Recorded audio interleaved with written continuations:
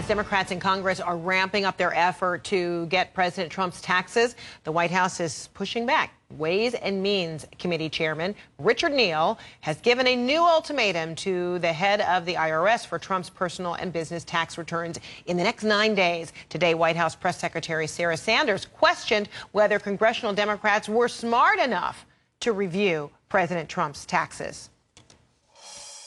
This is a dangerous, dangerous road. And frankly, Chris, I don't think Congress, particularly not this group of congressmen and women, are smart enough to look through the thousands of pages that I would assume that President Trump's taxes will be. My guess is most of them don't do their own taxes, and I certainly don't trust them to look through the decades of success that the president has and determine anything. The White House has from the outset been describing these requests from Democrats as an overreach, but this suggestion that members of Congress lack the intelligence to make sense of the president's tax returns if they got their hands on them, this was a new line of attack from White House Press Secretary Sarah Sanders today. But really the heart of this debate is whether Democrats do have the authority to be asking the IRS for 6 years of the president's tax returns.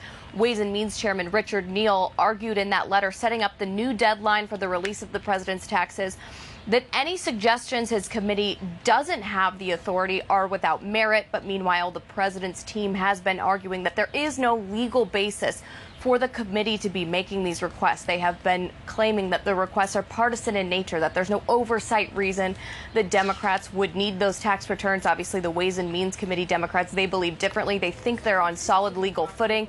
And acting White House Chief of Staff Mick Mulvaney said last weekend that Democrats would never, without qualification, never see the president's tax documents. So that tells you something about the confidence level of this White House as they head into what could be a months or years-long battle, Fred, for these tax returns. But on April 23rd, we could see this heat up. That's the new deadline that Chairman Neal has set for the IRS to respond. Fred.